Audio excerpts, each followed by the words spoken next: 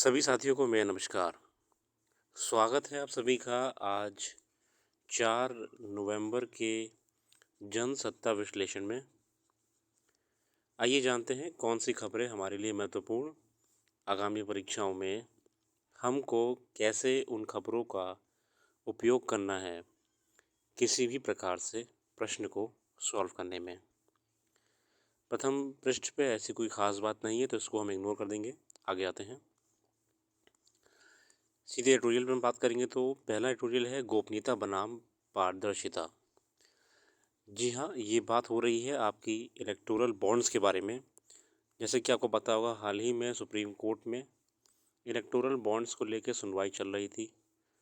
Public interest litigation के माध्यम से बड़े बड़े वकील इस पे ये तर्क दे रहे थे कि इलेक्टोरल बॉन्ड योजना जो है इसमें पार्टियों के लिए बहुत ही मज़ेदार चीज़ है कि पार्टी को उनके सपोर्टर जितने भी हैं कॉरपोरेट घरानों के या बड़े बड़े उद्योगपति जो पार्टी को फंडिंग करना चाहते हैं उनको पूरी तरह गोपनीयता दी गई है। किसने कितना फंडिंग करी, कितना रुपया आया, कितना किस।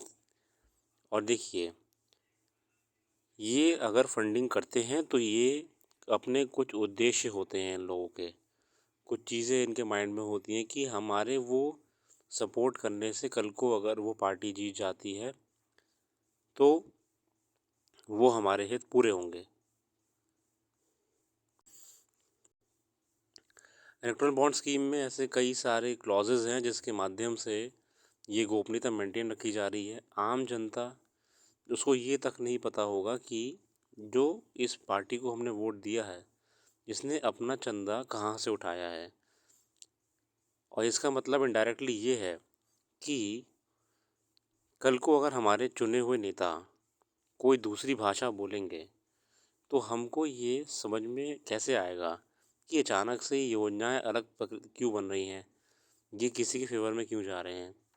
क्योंकि ये एक टोटली नॉन ट्रांसपेरेंट सिस्टम से जो पैसा लिए हैं कल को जीतने के बाद उस सिस्टम के लिए भी काम करेंगे, आपके लिए भी काम करेंगे।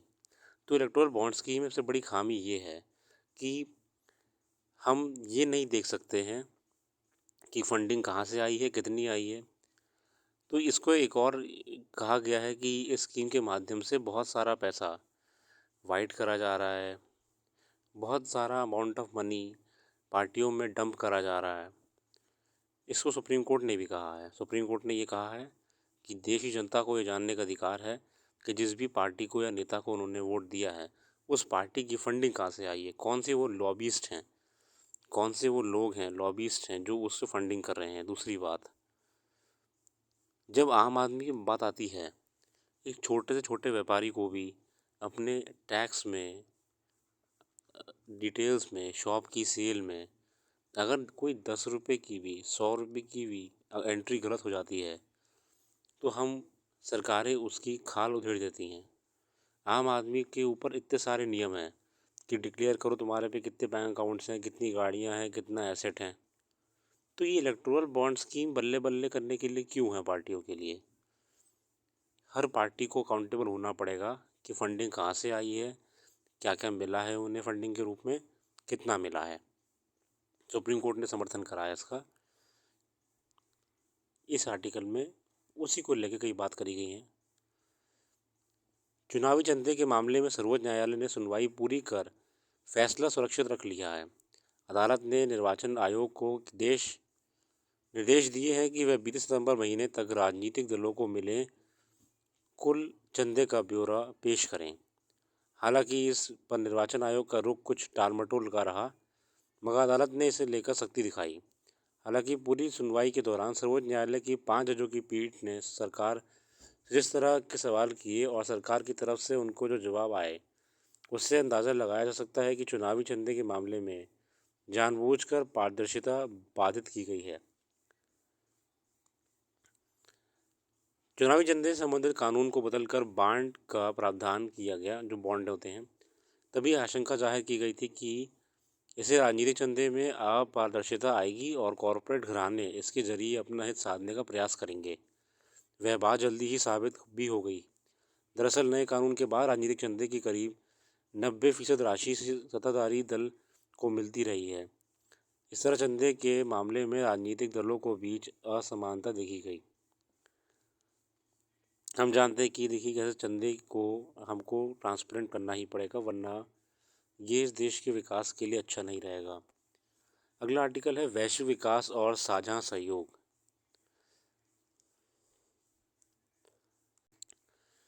विकास को बढ़ावा देने और लोगों के जीवन को बेहतर बनाने में सूचना प्रौद्योगिकी काफ़ी मददगार साबित हो सकती है।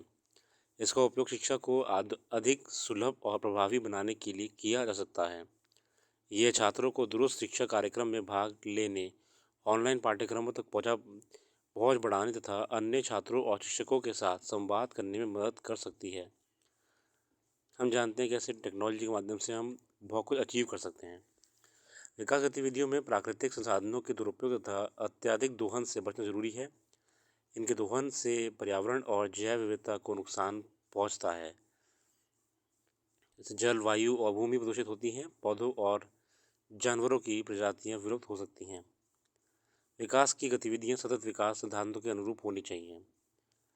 युद्ध और संघर्ष से अर्थव्यवस्था को नुकसान पहुंचता है, जिससे विकास के लिए आवश्यक निवेश और व्यापार प्रभावित होता है। देखिए हमें ज़रूरी है कि हम देखिए पीस, शांतिपूर्ण व्यवस्था बनाए रखें, तभी तो विकास होगा।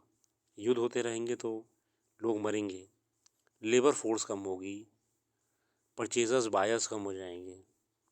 अगर हम इकोनॉमिकली बात करें, मार्केट ख़त्म हो जाएगी, लोग मरेंगे, तो जीने के लिए जो चीज़ें ज़रूरी होती हैं उनका महत्व ख़त्म हो जाएगा, तो विकास तो वैसे भी नहीं होगा। आगे आते हैं। इस बार G20 की विषय वस्तु एक पृथ्वी, एक परिवार और एक भविष्य रखी गई थी। यह प्राचीन भारतीय दर्शन से प्रेरित है, जिसमें वसुधैव कुटुंबकम की अवधारणा शामिल है। एक पृथ्वी, एक परिवार और एक भविष्य का नारा इस विचार को आगे बढ़ाता है कि हम सभी एक ही पृथ्वी पर रहते हैं और हमें एक साथ मिलकर काम करना चाहिए ताकि यह ग्रह स्वास्थ्य और टिकाऊ बना रहे। वैश्विक विकास का एक जटिल और बहुआयामी प्रक्रिया है, जिसे किसी एक देश द्वारा अकेले पूरा नहीं किया जा सकता। इसमें विभिन्न देशों और क्षेत्रों की भागीदारी, सहयोग की आवश्यकता होती है। देशों के बीच संधि और समझौते करके सहयोग को मजबूत किया जा सकता है। साथियों, अगर हमको वैश्विक विकास करना है तो हमको ध्यान रखना होगा पहली बात कि हमें वॉर को बचना है। दूसरी बात, हमें कोलैबोरेशन करना होगा। कोलैबोरेशन गवर्नमेंट्स का, विभिन्न देशों की, NGOs के साथ, अदर सिविल सोसाइटी के लोगों के साथ और जनमानस के साथ, सिटीजन्स जिसे हम कहते हैं, पब्लिक के साथ, तब होगा विकास। और सबसे ज़रूरी हमारे कॉरपोरेट या फिर जितने भी आपका उद्योग क्षेत्र से लोग होते हैं, जब हम इन सब चीज़ों को मिला के काम करेंगे तभी हम वैश्विक एक विकास वाली अर्थव्यवस्था बना पाएंगे। आगे आते हैं। तो साथियों, हमने जाना कि कैसे हमको विकास रखने के लिए देश में वैश्विक तौर पे ट्रेड, व्यापार और आपसी समझौते की ज़रूरत है। साथ ही साथ साथियों, हमको ये भी जानना ज़रूरी है कि अगर लगातार युद्ध होते रहेंगे तो युद्ध से सभी राष्ट्रों के विकास में असर आएगा। खासकर जो राष्ट्र उस युद्ध से गुजर रहे हैं उनको तो बहुत ही हानि होगी।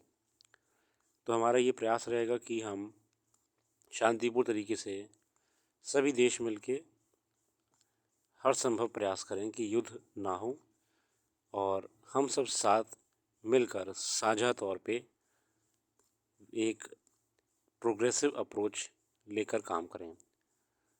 बाकी अपना कीमती समय देने के लिए बहुत बहुत धन्यवाद। आप हमारी वेबसाइट को रेगुलरली विजिट करते रहिएगा। उसका लिंक आपको डिस्क्रिप्शन में मिल जाएगा, साथ ही साथ लिंक सेक्शन में मिल जाएगा। आज के लिए इतना रखते हैं। Thank you.